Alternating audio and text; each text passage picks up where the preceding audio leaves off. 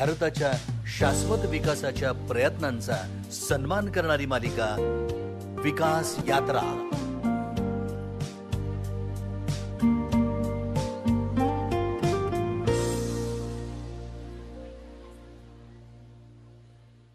नमस्कार। आकाशवाणी पुणे आणि महाराष्ट्र सहकार विकास महामंडळ आणि केअर फाउंडेशन इंडिया यांच्या संयुक्त विद्यमाने आयोजित विकास यात्रा अंतर्गत विकसित भारतासाठी युवा शेतकरी आणि युवा कृषी उद्योजकांची भूमिका या परिसंवादामध्ये मी शिल्पा देशपांडे आपलं स्वागत करते। मी माननीय श्री मंगेश तिटकरे, व्यवस्थापकीय संचालक, महाराष्ट्र सहकार विकास महामंडळ पुणे यांना विनंती करते की आपलं मार्गदर्शन करावं। मित्रांनो, धन्यवाद। Agri clinics and agri business centres AC&ABC स्कीमच्या अंतर्गत आज जो काही तुम्ही इथे विकास यात्री म्हणून आलात, महाराष्ट्राच्या कानाकोपऱ्यातून आलेल्या तुम्हा सर्व ॲग्री एंटरप्रिनर्स आणि ॲग्री एंटरप्रिनर्स होण्याची इच्छा बाळगणाऱ्या माझ्या मित्रांनो, महाराष्ट्र सहकार विकास महामंडळाच्या या प्रांगणात तुमचं स्वागत आहे। आज मी सांगेन की साधारण आपण ॲग्री बिझनेसमध्ये आता नवीन क्षेत्र इतकी खुणावत आहेत मुलांना, तर आज आपल्याला धान्याला, त्या मिलेट्सना एक चांगली किंमत मिळवणं किंवा त्याच्या प्रोसेसिंगमध्ये उतरून काय संधी शोधता येतील हे पाहता आलं पाहिजे। त्याच्यासाठी आपले कान, डोळे आणि बुद्धी हे तिन्ही ओपन म्हणजे स्टुडंटसारखं शिल्लक ठेवलं पाहिजे। मग ह्याच्यात संधी किती आहेत? आज नुसतं एक्सपोर्ट बिझनेस जर करायचं झाला म्हणला तर त्याचे सर्टिफिकेशन्स आहेत किंवा त्याची कागदपत्र आहेत, ही काय असली पाहिजे? तुमच्या ह्या क्षेत्रामध्ये संधी जर आपण शोधल्या तर ते काय असू शकतात? Sky is the limit. अशा प्रकारच्या गोष्टींमध्ये किंवा ह्याच्यामध्ये जर आपल्या गावाच्या आसपास आपल्याकडे कुठली ॲग्रिकल्चर कम्युनिटी आहे याचं जर नियोजन तुम्ही वेळेवर केलं, माहिती घेतली, त्याचे बॅकवर्ड लिंकेजेस असतील, फॉरवर्ड लिंकेजेस असतील, की माझा माल काय दर्जाचा असेल तर तो कुठल्या देशाला जाईल तर तिथली काय मी पाळलं पाहिजे, कुठले पेस्टिसाइड्स वापरायचे, कुठले इन्सेक्टिसाइड करायचे, पॅकिंग क्षेत्रात काय पॅकिंग केलं पाहिजे, कोल्ड स्टोरेजमध्ये त्याचं तापमान कसं असलं पाहिजे, त्या दर्जाचं वस्तू मी एक्सपोर्ट करू शकू, अशा लोकांची आवश्यकता ह्या उद्योगाला अतिशय आहे। अशा प्रकारच्या एंटरप्रिनर्सला माझं MCDC अर्थसहाय्य म्हणण्यापेक्षा कसं द्यावं, नॉन बँकिंग फायनान्स कंपनी म्हणून आम्ही फॅसिलिटेट करतो। हा नाबार्ड्सकडून काही स्कीम्स असतील ते तुम्हाला हे करायला देतो, प्रशिक्षण देतो तुम्हाला प्रत्येक स्टेजमध्ये, किंवा काय तुम्ही प्रशिक्षण घेतलं पाहिजे। तुम्ही जर 10-20 लोक 50 लोक मिळून जर मुलं आले की आम्हाला हे प्रशिक्षण तुम्ही देणार का किंवा ते करणार का, तर आम्ही सर्वोत्कृष्ट त्यातले एक्सपर्टाईज घेऊन तुम्हाला प्रशिक्षण देऊ शकतो। माझी कंपनी हे काम करते की नवीन ह्या विकसित भारतासाठी आमचा पण खारीचा वाटा आम्ही करतोय। त्याच्यामध्ये तुम्ही हे विकास यात्री यावेत, हे तुमच्यासारखे असं माझं स्वप्न आहे। आणि पूरपासून गडचिरोलीपर्यंत त्या क्षेत्रात जाऊन सुद्धा आम्ही ट्रेनिंग दिलेली आहेत। आज सुंदर इन्फ्रास्ट्रक्चर राज्यांनी तयार केली आहेत। ह्या इन्फ्रास्ट्रक्चर्सचा उपयोग पण आपल्याला घेता आले पाहिजेत आणि बरीचशी प्रशिक्षणे यातली मोफत आहेत। पण मी विनंती करेल की तुम्ही माझ्याशी जुडे राहा। तर मित्रांनो, मी तुम्हाला आजच्या दिवसाचे धन्यवाद दिला आणि ज्यांनी हा प्रोग्राम आयोजित केला ह्या सर्वांना परत एकदा धन्यवाद द्या आणि मी माझं 2 मिनिटाचं माझ्याशी संपवेल। धन्यवाद। धन्यवाद सर, अतिशय उपयुक्त मार्गदर्शन। आणि सरांनी अतिशय समर्पक असा शब्द वापरला, तो म्हणजे विकास यात्री। आजचा हा युवा वर्ग आहे जो शेती व्यवसायामध्ये, शेतीपूरक व्यवसायामध्ये काही आपल्या विकासाच्या संधी उपलब्ध आहेत का शोधतोय, तेव्हा मला वाटतं मंगेश तिटकरे सरांचं हे मार्गदर्शन अतिशय उपयुक्त आहे। यानंतर माननीय श्री अवधूत कदम, संस्थापक अध्यक्ष, centre for agriculture and rural empowerment, care foundation India यांना विनंती करते की मार्गदर्शन करावं। विकसित भारतासाठी पंतप्रधानांचे आव्हान 2047 पर्यंत भारताला विकसित राष्ट्र म्हणून उन्नत करण्याची दूरदर्शी प्रयत्नांचे द्योतक आहे। सध्या जागतिक बँकेने भारताला निम्न मध्यम उत्पन्न अर्थव्यवस्था म्हणून वर्गीकृत केले आहे। 2022 पर्यंत दरडोई एकूण राष्ट्रीय उत्पन्न $2,390 आहे। भारताला ही क्षमता वाढवण्याचे काम आहे। या परिवर्तनासाठी केवळ एकूण दरडोई राष्ट्रीय उत्पन्नामध्ये लक्षणीय वाढ आवश्यक नाही, तर सर्वसमावेशक विकासासाठी समाजातील उत्पन्नाच्या पातळीत शाश्वत सुधारणा देखील आवश्यक आहे। ही दृष्टी साध्य करण्यासाठी उद्योजकता विकास, ई-कॉमर्स प्लॅटफॉर्म, नाविन्यपूर्ण तंत्रज्ञान, मूल्य साखळी विकास आणि क्लायमेट स्मार्ट दृष्टिकोन यासारख्या विभागांवर लक्ष केंद्रित करणे गरजेचे आहे। या धोरणामध्ये ॲग्री इनोव्हेशन हबची स्थापना करणे, ई-कॉमर्स प्लॅटफॉर्मला प्रोत्साहन देणे, AI आणि डेटा सायन्स सारख्या अत्याधुनिक तंत्रज्ञानाचे एकत्रीकरण करणे, मूल्य साखळीचा विस्तार करणे आणि हवामानाला अनुकूल शेती पद्धतींचा अवलंब करणे याचा समावेश आहे। या धोरणांची अंमलबजावणी केल्याने केवळ कृषी उत्पादकता आणि शाश्वतता वाढू शकत नाही, तर 2047 पर्यंत विकसित राष्ट्र बनवण्याच्या भारताच्या प्रवासातही ते महत्त्वपूर्ण योगदान देऊ शकतात. धोरण, पायाभूत सुविधा आणि तंत्रज्ञान गुंतवणुकीवर घेतलेले निर्णय आणि कृषी क्षेत्रातील सामुदायिक आणि वैयक्तिक सबलीकरण या सर्व गोष्टी या बदलात मोठी भूमिका बजावतील. परंतु या दृष्टिकोनाचे वास्तवात रूपांतर करण्यासाठी कृषी शाश्वत उत्पादकता, ग्रामीण विकासामध्ये सुधारणा करणाऱ्या भागधारकांकडून त्यांचा कार्यप्रपंच अप्रचलित सीमापर्यंत पोहोचवण्याची खूप गरज आहे. अवधूत कदम सर यांनी कृषी सबलीकरण, कृषी क्षेत्रातलं सबलीकरण हा शब्द वापरला. आणि अर्थातच कृषी सबलीकरण केव्हा साध्य होतं, तर जेव्हा आपण तंत्रज्ञान आणि आधुनिकतेचा कास धरून पण त्याचवेळी पारंपरिक मूल्ये जपत आपण शेती क्षेत्रामध्ये जास्तीत जास्त विकास करू शकतो, हे त्यांच्या विचारातून आपल्याला कळलेले आहे. धन्यवाद. यानंतर माननीय दिगंबर साबळे, प्रशिक्षण अधिकारी, महाराष्ट्र सहकार विकास महामंडळ, यांना विनंती करते की आपले विचार मांडावेत. मित्र, भारताने एक स्वप्न बघितलेलं आहे की जगातली 3 नंबरची अर्थव्यवस्था निर्माण करणे. आणि ही जर अर्थव्यवस्था भारताला जर निर्माण करायची असेल तर कृषी क्षेत्राला डावलून चालणार नाही. आज खरी गरज ही आहे की युवा शेतकऱ्यांनी आपलं व्हिजन पूर्णतः बदलवायला पाहिजे. तुम्ही हटके काहीतरी नवीन करा. मी 1 पैसा जर याच्यात घालवला शेतीत 1.01% कसा निर्माण होईल, 1 पैसा अतिरिक्त कसा मला मिळेल याचा विचार करतो म्हटलं ना मित्र, खूप आहे. आणि असे तुमच्यासारखे युवक जर बिझनेस माइंडनं जर याच्यात आले तर कृषी क्षेत्राची ग्रोथ रेट ह्या देशाला खूप मोठी अपेक्षा आहे. आणि ती तुमच्यासारखे हात जर याला लागले ना तर नक्कीच हे सेक्टर इंडस्ट्री सेक्टरपेक्षा सुद्धा समोर जाऊ शकते. याबद्दल राज्यकर्त्याच्या मनात किंवा पॉलिसी मेकरच्या मनात शंका नाही. म्हणून माझी आज कळकळीची विनंती आहे की फक्त शेतीला उद्योजक आणि उद्योजकासाठी लागणारे सगळे जिद्द, साहस, चिकाटी सगळे गुण तुमच्यात आणा आणि तुम्ही नक्कीच यशस्वी होऊ शकता, एवढी मला आशा आहे.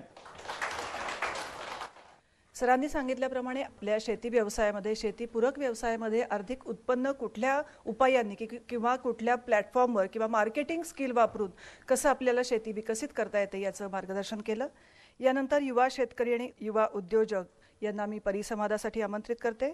सुरुवातीला युवा शेतकरी आणि युवा उद्योजक दीपाली खताळ. सध्या कृषी क्षेत्राला एक नवीनच वळण आलेलं आहे. आता आपल्याला अशा प्रकारची शेती करायची आहे जी निसर्गाशी सुसंगत आणि पुढील पिढ्यांसाठी शेती टिकून राहील.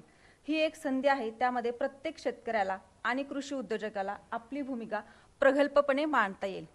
आधुनिक तंत्रज्ञानाचा वापर, सेंद्रिय शेतीचे महत्त्व, जलव्यवस्थापन आणि शेतीमधील विविध वैज्ञानिक उपायाद्वारे शेतकऱ्यांचा अधिक फायदेशीर आपल्याला बनवता येईल. त्यामुळे शेतकऱ्यांच्या उत्पादनात वाढ आणि उत्पादनाची गुणवत्ता सुद्धा वाढते. शेती क्षेत्रातील नव्या आधुनिक पद्धती आणि संशोधन याचा उपयोग करून युवा शेतकरी आपल्या राज्याचे, देशाचे जागतिक स्तरावर नाव मोठे करू शकतात. मला असं वाटतं आपल्याला विकसित भारत निर्माण करण्यासाठी प्रत्येक युवा शेतकऱ्यांनी आणि प्रत्येक कृषी उद्योजकांनी कठोर परिश्रम घेतले पाहिजेत. चला तर मग आपण सर्वांनी या कार्यात एकजूट राहून पर्यावरणपूरक शाश्वत शेती विकासाची गती वाढवून समाजाचे, देशाचे आणि या धरणीमातेचे पुरणभरण करूया. म्हणजे एक संयम, समृद्ध, हरित, निरोगी, रासायनमुक्त, पर्यावरणपूरक, समृद्ध आणि आत्मनिर्भर भारत बनेल.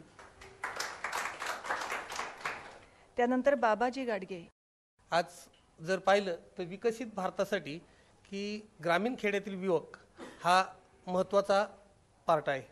की जर भारतातील ग्रामीण खेड्यामधील युवकांनी एकत्रित येऊन भारतातील शेती सुधारण्यासाठी जर काही करायचं ठरवलं तर भारतातील शेती क्षेत्रामध्ये नक्कीच खूप काही करण्यासाठी चालना आहे. मी एक पॉलिओ क्षेत्रामध्ये काम करतो. पॉलिओ क्षेत्रामध्ये गुलाबाची शेती करून खूप चांगल्या प्रकारे उत्पादन वाढवून किंवा त्याची मार्केटिंग करून एक माझ्या कुटुंबाचा स्तर असू द्या किंवा माझ्या गावातील इतर शेतकरी जे माझ्याबरोबर घेऊन मी या पॉलिओ क्षेत्रामध्ये काम करतो. एकत्रित आम्ही सर्वांनी मिळून जे आज गुलाबामध्ये आम्ही काम करतो ते खूप चांगल्या प्रकारे आहे. आणि हे जर मॉडेल तयार झालं तर तुमचा आदर्श घेऊन शेजारच्या गावातील शेतकरी असू द्या, तालुक्यातील शेतकरी असू द्या, जिल्ह्यातील शेतकरी असू द्या, ही सगळी एकत्रित येऊन तुमच्याप्रमाणे प्रेरणा घेतील. माझ्या या आजच्या परिसंवादाच्या निमित्ताने सर्व शेतकऱ्यांना इथं जर बसलेले आज जवळजवळ BSc ॲग्री मुलं आहेत, त्यांनी सुद्धा आपल्या गावामध्ये प्रत्येक शेतकऱ्यांनी एकत्रित येऊन बचत गट असू द्या, फार्मर प्रोड्युसर कंपनी असू द्या, या सगळ्याच्या माध्यमातून अशी जर प्रेरणा घेऊन काही जर केलं तर भारताचं स्वप्न नक्कीच लवकर साकार होईल आणि आपलं राज्य, आपला देश, आपलं गाव हे स्वयंपूर्ण बनेल. यानंतर Rishikesh Rane. The future farmer will not grow only crops. They will grow data, they will grow technology, they will grow health. म्हणजेच जो भविष्यातला शेतकरी राहील तो फक्त पीक पिकवणार नाही, तो शेतीमध्ये डाटा, नवीन तंत्रज्ञान प्लस लोकांची हेल्थ हे सगळं उगवणार किंवा निर्माण करणार. मी ड्रोन तंत्रज्ञान, आमची शेतकरी उत्पादक कंपनी या क्षेत्रात आम्ही काम करतो. खरं बघायला गेलं तर भारत हा कृषीप्रधान देश नसायला हवा, तर कृषी उद्योजक प्रधान देश असणं गरजेचं आहे. आपण एका दाण्याचे 100 दाणे करू शकतो, पण आपल्याला एका रुपयाचे 100 रुपये कसे करता येईल त्यावर लक्ष देणं गरजेचं आहे. आणि यामध्ये युवा उद्योजकांचा सगळ्यात मोठा वाटा राहील, कारण की तो नवीन तंत्रज्ञान जाणतो. आज नवीन तंत्रज्ञान प्रत्येक देशात वेगवेगळ्या इंटरनॅशनल लेवल सगळीकडे अवेलेबल आहेत, परंतु ते शेतकऱ्यांपर्यंत कसं पोहोचवावं ते फार महत्त्वाचं, कारण की ते जो खर्च आहे, त्याची जे कॉस्टिंग आहे ते शेतकऱ्याला परवडत नाही. आधीच तो पारंपरिक जी शेती करतो त्यामध्ये त्यातलं काही उरत नाही त्याला. पण ॲज अ कृषी उद्योजक तुम्ही ह्या सगळ्या सेवा शेतकऱ्यांपर्यंत कसे पोहोचू शकतात या विषयावर आपण बघितलं पाहिजे. उदाहरण घेतलं, आज ड्रोन तंत्रज्ञान आलेलं आहे. पारंपरिक शेतीमध्ये म्हणजे 1 एकर फवारणीसाठी 4 ते 5 तास, 3 ते 4 तास लागत होते, पण आज ड्रोनच्या सहाय्याने 1 एकर 5 ते 7 मिनिटात होतात. म्हणजे तुमचा जो हा उरलेला वेळ आहे तुम्ही चांगल्या गोष्टीसाठी लावू शकतात. पारंपरिक शेतीमध्ये तुम्हाला 200 ते 300 लिटर पाणी लागायचं, आज नवीन तंत्रज्ञानामुळे 10 लिटर पाण्यामध्ये होते. आणि आपण प्रिसिजन ॲग्रिकल्चर बद्दल जे बोलतो, प्रिसिजन ॲग्रिकल्चर म्हणजे तंतोतंत शेती. तुमच्या शेतीमध्ये जे पण घटक असतील किंवा तुमच्या पिकांना जितक्या गोष्टी लागतील तितक्याच गोष्टी तुम्ही शेतीमध्ये द्या, जेणेकरून तुमचा जो लागवडीचा खर्च आहे तो कमी होणार. प्लस शेतकऱ्यांनी बॅकवर्ड लिंकेज प्लस फॉरवर्ड लिंकेजवर पण काम करणं गरजेचं आहे. सगळे युवा उद्योजक शेतकऱ्यांना सेवा देण्यासाठी येतात, म्हणजे ॲग्री इनपुट झालेलं, फर्टिलायझर झालेलं, त्यांना लागलेल्या ट्रॅक्टर सेवा, ड्रोन सेवा देतात. पण शेतकऱ्यांपासून जो निर्माण झालेला माल आहे तो ग्राहकांपर्यंत कसा पोहोचायचा, त्यामध्ये मार्केटिंग, प्रोसेसिंग या गोष्टी कशा ॲड करायच्या, म्हणजे शेतकरी ते ग्राहक या विषयावर काम करणं युवा उद्योजकांना फार गरजेचं आहे. आम्ही आमच्या शेतकरी उत्पादक गटांमध्ये या सगळ्या सेवा देतो. लोकांना शेतातला खपली गहू असेल, तूरडाळ असो, हे डायरेक्ट शेतकरी तर ग्राहक आम्ही देतो, जेणेकरून शेतकऱ्यांना योग्य दर पण मिळतो. आज तंत्रज्ञानाबद्दल बोलायचं झालेलं, IoT झालं, आर्टिफिशियल इंटेलिजन्स झालं, सॅटेलाइट मॉनिटरिंग झालं, या सगळ्या तंत्रज्ञानामुळे शेतकऱ्यांना बरेचसे फायदे झालेले आहेत. बघायला गेलं की आज सॅटेलाइट मॉनिटरिंग थ्रू तुम्ही शेतामध्ये कोणते पीक लावलेले, त्या पिकांची क्रॉप हेल्थ कशी, या सगळ्या गोष्टी तुम्हाला मोबाईलवर मिळतात. तर युवा उद्योजक as a custom hiring centre हा व्यवसाय करू शकतात. इतक्या महागड्या वस्तू शेतकरी घेऊ शकत नाही, पण युवा उद्योजकांनी एक छोटं कस्टम हायरिंग सेंटर चालू केलं आपल्या गावामध्ये, आपल्या तालुक्यामध्ये, ज्यामध्ये तुम्ही ड्रोन स्प्रेइंग देणार, रोवर देणार, थ्रेशर किंवा हार्वेस्टर या सगळ्या मशिनरीज रेंटल बेसिसवर देणार. तर शेतकऱ्यांना पण या सेवा लवकर पोहोचणार किंवा आणि कृषी युवा उद्योजक आहे तो पण एक रेव्हेन्यू सोर्स कमवू शकणार. तर माझं हेच म्हणणं राहील, जितके पण युवा उद्योजक आहेत त्यांनी नवीन तंत्रज्ञानाचा वापर करावा आणि ते शेतकऱ्यांपर्यंत पोहोचवावं. धन्यवाद. कुणाल लगड यांना विनंती करते की विचार मांडावेत. नमस्कार, मी कुणाल लगड. मी नैसर्गिक शेती आणि गीर गाईचं तुपाचं प्रोडक्शन करतो. मला 1 वर्ष झालेलं आहे आणि मी त्यासोबतच नैसर्गिक शेती जे काही शेतकरी करतात त्यांच्यासोबत जुळलेलो आहे आणि त्यांना थेट मार्केट बघतो आहे आणि डायरेक्ट थेट ग्राहक, डायरेक्ट फार्म टू टेबल ही कन्सेप्ट मी करतो आहे. सरकार आज ऑर्गॅनिक फार्मिंगमध्ये खूप काम करत आहे. आपण बघतोच की फॅमिली डॉक्टर ही आजकाल सध्या कन्सेप्ट आहे, तर एक फॅमिली फार्मर ही एक कन्सेप्ट आपल्या भारतामध्ये आली पाहिजे. तेव्हा आपला देश हा एक विकसित भारत बनू शकतो आणि त्यासोबत नागरिकांचं आरोग्य सोबत शेती ही सुपीकी होईल आणि ग्रामीण भागातून विकास होऊन मोठ्या शहरामध्येही हेल्दी फूड हे मिळेल. कुणाल लगड यांनी अतिशय सुंदर विचार मांडले. त्यानंतर कृष्णा वाघ यांना मी निमंत्रित करते. फर्म म्हणून म्हणजे गव्हर्नमेंट आणि शेतकरी यांच्यात समजा एक कसं होतं, बऱ्याचशा स्कीम गव्हर्नमेंटच्या आहे, आपल्याला अक्षरशः त्याच्यापर्यंत म्हणजे पोचायला हवं. म्हणजे त्याच्यासाठी बरेच ग्रामीण भागातले जे स्तर आहे, ग्रामीण भागातले शेतकरी, जास्त युवा शेतकरी म्हणता येईल, यांना गव्हर्नमेंटच्या स्कीमपर्यंत पोहोचता, म्हणजे स्कीम भरपूर आहेत पण त्याच्यापर्यंत पोहोचण्यासाठी त्याच्यासाठी एक काम करणं गरजेचं आहे. बाकीच्या ज्या गोष्टी वेस्टर्न कंट्रीच्या लवकर अडॅप्ट करतो, आधुनिक शेतीमध्ये आपण त्या गोष्टी अडॉप्ट करतो, पण त्याच्यासोबत आपल्याला आपला निसर्ग आणि आपली माती हे जपणं सर्वात आवश्यक आहे. धन्यवाद. आणि त्यानंतर विशाल मुंडफने. कृषी सेवा केंद्र फक्त कीटकनाशक किंवा खतांची विक्री न करता त्याच्या माध्यमातून शेतकऱ्यांना सल्ला देणे, FPOच्या माध्यमातून सर्व शेतकऱ्यांना एकत्रित करून एक गट शेती करून उत्पादकता वाढवणे या संदर्भात कार्य केले जाऊ शकते. त्यानंतर भारत सरकारच्या खूप साऱ्या अशा योजना आहेत ज्या शेतकऱ्यांपर्यंत पोहोचत नाहीत, त्या पोहोचवण्याचं काम कृषी सेवा केंद्राच्या माध्यमातून एक चांगल्या प्रकारे केलं जाऊ शकते. कारण कृषी सेवा केंद्र चालवणारा व्यक्ती हा थेट शेतकऱ्याशी संपर्कात असतोच, त्यामुळे त्याला एक चांगल्या माध्यमातून त्याचा वापर योजनांचा प्रसार करण्यासाठी केला जाऊ शकतो. युवा तंत्रज्ञानाची कास धरूया, शेतीला प्रगतीची वाट दाखवूया, युवा हातांनी मेहनत करूया आणि समृद्ध भारताचे स्वप्न साकारूया. धन्यवाद. त्यानंतर वैभव बोडके यांना विनंती करते की विचार मांडावेत. शेती यांत्रिकरण म्हणजे काय, तर शेतीच्या कामांसाठी जो यंत्रांचा आपण वापर करतो, तर पारंपरिक पद्धतीने जी शेती करायचो आपण, त्यामध्ये आपण सध्या काही यंत्रांचा वापर करून ती पारंपरिक शेती बदलून यंत्रसामग्री वापरून आपण जी शेती करतोय त्याला शेती यांत्रिकरण म्हणू शकतो आपण.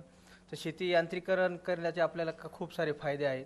जसे की शेती यांत्रिकरणामध्ये आपण मळणी यंत्र, पेरणी यंत्रापासून सगळी यंत्रसामग्री ही वापरून शेतीचं उत्पन्न वाढवू शकतो. सध्या लेबर हा भारतातील शेतीसाठी खूप महत्त्वाचा मुद्दा आहे. तर या मुद्द्यामध्ये आपल्याला लेबर कॉस्ट ही सगळ्यात मोठी अडचण आहे. सध्या स्किल लेबर ही सुद्धा कमी प्रमाणात आपल्याकडे आहे. तर यासाठी आपण शेती यांत्रिकरण हा मुद्दा अवलंबला पाहिजे. सर्वांना सल्ला देतो किंवा एक मार्गदर्शन म्हणून सांगतो. धन्यवाद. यानंतर युवराज देशमुख यांना विनंती करते की विचार मांडावेत. सर्वप्रथम सगळ्यांना नमस्कार. मी एक ॲग्रो कन्सल्टंट आहे. म्हणजे शेतकऱ्यांना जे रोपं वगैरे लागतात तर ते मी शेतकऱ्यांना प्रोव्हाइड करायचं काम करतो. जे काय आता नवीन शेतकरी येत आहेत, युवा शेतकरी, यांना टेक्नॉलॉजी वगैरे चांगली माहिती, त्याच्यामुळे हळूहळू शेती थोडी ॲडव्हान्स होत चालली आहे.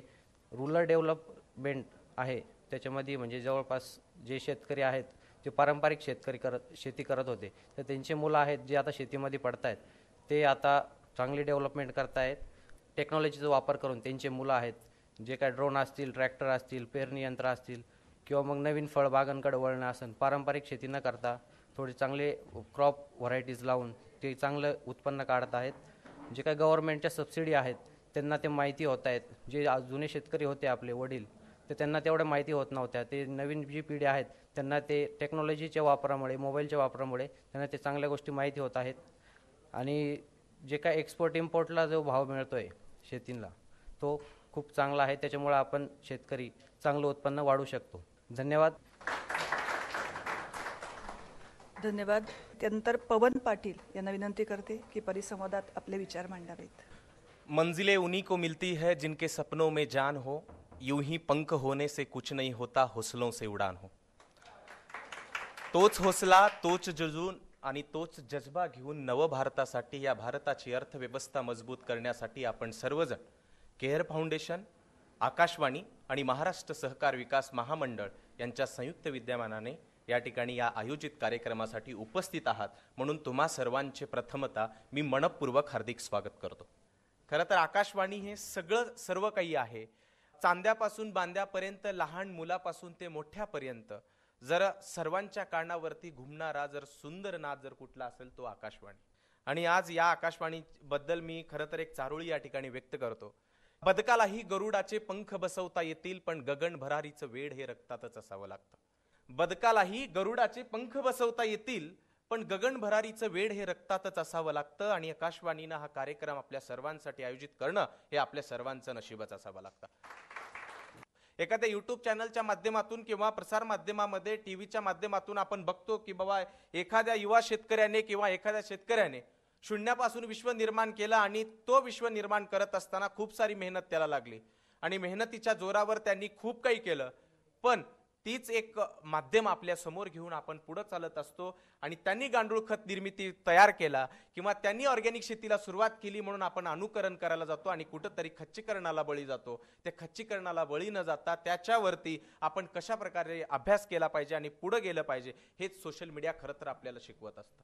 जगभरात भ्रमंती करत असताना प्रवास आपल्याला खूप काही शिकवतो आणि त्या प्रवासाच्या माध्यमातून खरं तर आपण मार्केटिंग सारखं स्किल आपण शिकवलं पाहिजे. एखादा नुसतंच प्रोडक्शन करण्यापेक्षा ते विकायला कशा प्रकारे आपल्याला जमतं आणि त्याची टेक्निक आपण कशा प्रकारे केली पाहिजे हाही एक माध्यम आपल्या समोर ठेवला पाहिजे. सांगायचा उद्देश हाच की तुम्ही सुरुवात करा. सोशल मीडियाचे प्लॅटफॉर्म तुम्हाला यूट्यूब आहे, फेसबुक आहे, ट्विटर आहे, या सगळ्या माध्यमावरती खरं तर लोक आहेत. तुम्हाला ही माझी विनंती खरं तर राहील की एखादा व्यवसाय, एखादा उद्योग तुम्ही करताय त्याचे पेज क्रिएट करा. सगळं माध्यम तुमच्या हातात आहे. तुम्हाला फक्त आता मोबाईलची गरज आहे. फार पूर्वी काय व्हायचं, ही सगळी व्यवस्था किंवा ही सगळे इन्स्ट्रुमेंट घेण्यासाठी खूप सारी लकप लागायची, खूप सारा पैसा लागायचा. पण आता तसं नाहीये. आपल्या हातात जग आलंय, आपल्या हातात मोबाईल आहे. तुम्ही मोबाईलच्या माध्यमातून जो व्यवसाय करताय तो व्यवसाय प्रत्येक प्लॅटफॉर्मवरती टाका, जेणेकरून तुम्हाला मार्केटिंग होईल. आपण सर्वजण या ठिकाणी मला बोलण्याची संधी दिली म्हणून तुम्हा सर्वांचे आभार मानतो आणि या ठिकाणी थांबतो. धन्यवाद. पवन पाटील यांचं बोलण्याचं कौशल्य आपल्याला सगळ्यांना दिसलेलंच आहे. पण शेतीपूरक व्यवसायासाठी सोशल माध्यमांचा वापर करून शेती व्यवसाय कसा वृद्धिंगत करता येतो हा विचार त्यांनी मांडलेला आहे. धन्यवाद. यानंतर श्री हेमंत जगताप, मनुष्यबळ विकास तथा वरिष्ठ प्रशिक्षण अधिकारी यांना विनंती करते की आपले विचार मांडावेत. खरं म्हटलं तर आपण बघतोय की बऱ्याचशा युवा उद्योजकांनी याच्यामध्ये आपली बरेचशी मतं मांडली. हे सर्व करत असताना हा ज्या कार्यक्रमाचं जे मेन टायटल जे आहे आपलं किंवा मेन जे शीर्षक आहे आपलं की विकसित भारतासाठी युवा शेतकरी आणि युवा कृषी उद्योजकांची भूमिका, आज आम्ही बघतोय की हे शेतकरी कृषी उद्योजक बनण्यासाठी जे काही अडचणीत किंवा त्यांच्या मनामध्ये जे काही प्रश्न आहेत, या सर्व प्रश्नांवरती जर का तुम्हाला काही मात करायची असेल तर त्या मात करण्याच्या दृष्टीने एक 2-3-4 उपाय योजनांच्या दृष्टीने फक्त मी एक चर्चा करणार आहे, एक डिस्कशन करणार आहे. सगळ्यात महत्त्वाचा प्रश्न असेल तो म्हणजे जागरूकतेचा अभाव, की आधुनिक काळामध्ये ड्रोन तंत्रज्ञान हे गरजेचं आहे. शेतीमध्ये एआयचा वापर कोणतरी उल्लेख केला. बरेचसे शेतकरी युवा उद्योजक होते त्यांनी पोलिओ शेतीचा पण उल्लेख केला. कोणीतरी बॅक्टेरिया व्हायरसेसवरती पण शेतकरी दृष्टीने चर्चा केली. आमचे पवन पाटील सर यांनी डिजिटलायझेशनवरची सुंदर व्याख्यान दिलं. हे सगळं करत असताना आम्ही आज शेतकऱ्यांना कृषीमध्ये सांगतोय की तुम्ही थर्मोमीटर वापरा, तुम्ही त्याच्यामध्ये कंट्रोल पॅनल वापरा, तुम्ही लक्स मीटर वापरा. हे जे काही आपण शब्द वापरतोय की जे आधुनिकता काळामध्ये शेतीमध्ये गरज आहे, आज अशी परिस्थिती की ते शेतकऱ्याला ते थर्मोमीटर म्हणजे काय हे वापरायचं माहितीच नाही. इव्हन विद्यापीठांचा जर का विचार केला तर विद्यापीठांमध्ये लाखो करोडो रुपयाच्या मशिनरी आहेत की त्या बंद बॉक्समध्ये पडून आहेत. का? कारण की तो चालवणारा व्यक्ती किंवा तो शास्त्रज्ञ आज त्या विद्यापीठाकडे उपलब्ध नाही. म्हणजे या संवादाला साधून माझं असं पहिलं की असेल की आत्ताच्या काळामध्ये जशी कृषी विद्यापीठ आहेत असं भविष्यामध्ये जर का आधुनिक ते फक्त कॉर्पोरेट लेवलचं डिजिटल कृषी विद्यापीठ जर का स्थापन झालं राज्यामध्ये तर त्याच्यामध्ये चांगल्या प्रकारचे कृषी किंवा युवा उद्योजक हे चांगल्या प्रकारे घडू शकतात. दुसरा महत्त्वाचा मुद्दा आहे की शिक्षणामध्ये गुंतवणूक ही खूपच कमी प्रमाणामध्ये होत चालली, जी आपल्या कृषीच्या रिलेटेड पाहिजे. ॲग्रिकल्चरमध्ये आपण बघतोय की ICR आहे, कृषी विज्ञान केंद्र आहेत, परंतु याच्यामधली जी गुंतवणूक आहे ही दिवसेंदिवस कमी होत चालली. ही एक महत्त्वाची समस्या आपल्याला आजच्या काळामध्ये भेडसावत होते. म्हणजे तरुण उद्योजकांना जर का चांगल्या प्रकारचं प्रॅक्टिकल नॉलेज किंवा तांत्रिक ज्ञान दिलं तर आजचा उद्योजक हा चांगल्या प्रकारे घडून. आपण उदाहरण ठेवतो की अमेरिकेमध्ये अशा प्रकारे चालतं किंवा आपले बरेचसे विद्यार्थी जापानमध्ये जातात, नेदरलँडला जातात, हॉलंडला जातात, कारण की तिथली जी शिक्षण प्रणाली ही पूर्णपणे प्रात्यक्षिक ओरिएंटेड किंवा प्रॅक्टिकल ओरिएंटेड आहे. आणि आपल्याकडे आज आपण पाहिलं तर चारही कृषी विद्यापीठामध्ये आपण तेच विषय परत आणि तेच सिलेबस असेल, तेच सिलेबस असेल, हे कंटिन्यू रिपिटेशन होते. त्यामुळं उद्योजकांचा कृषी क्षेत्राकडे बघण्याचा जो कल आहे हा दिवसेंदिवस कमी होत चाललेला आहे.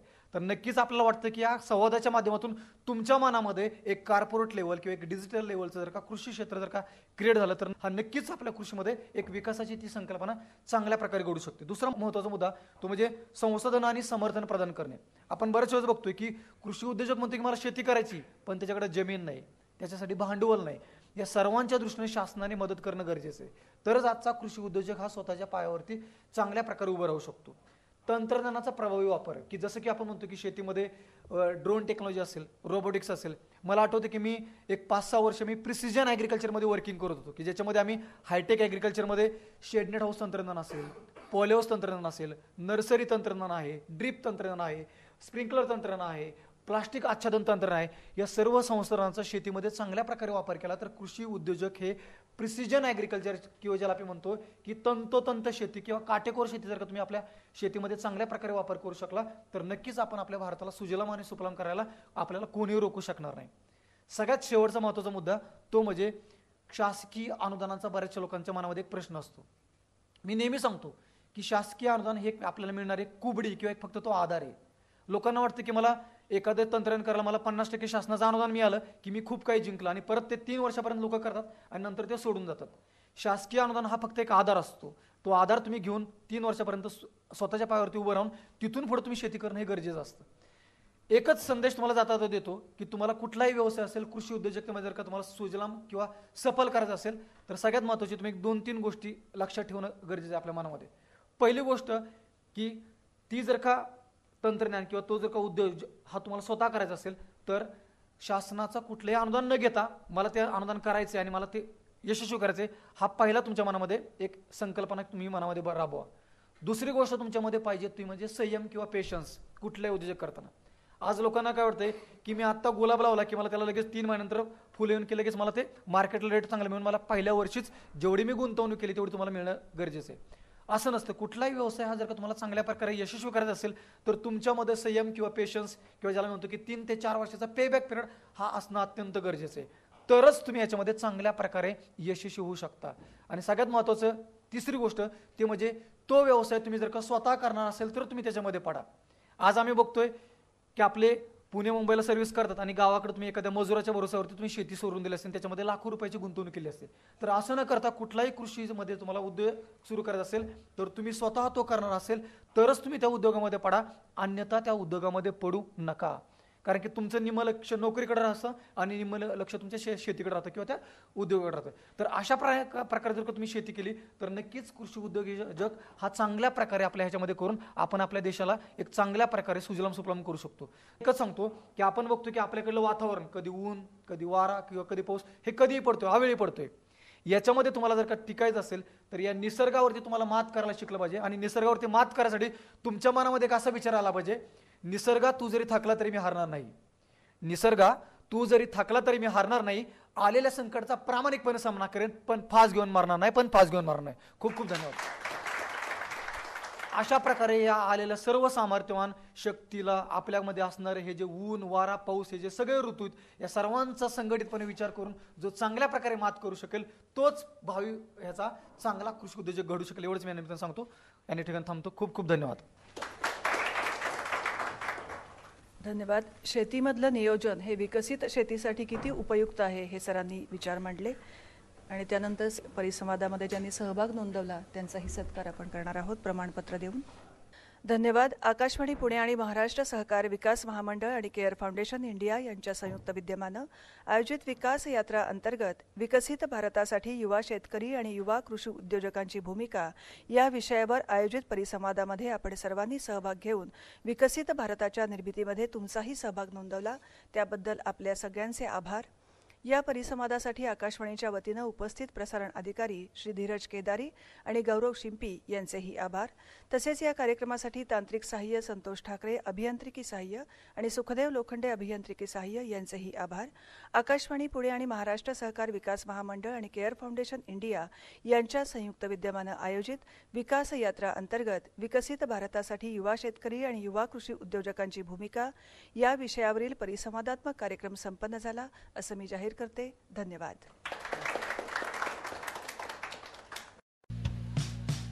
भारताच्या शाश्वत विकासाच्या प्रयत्नांचा सन्मान करणारी मालिका विकास यात्रा.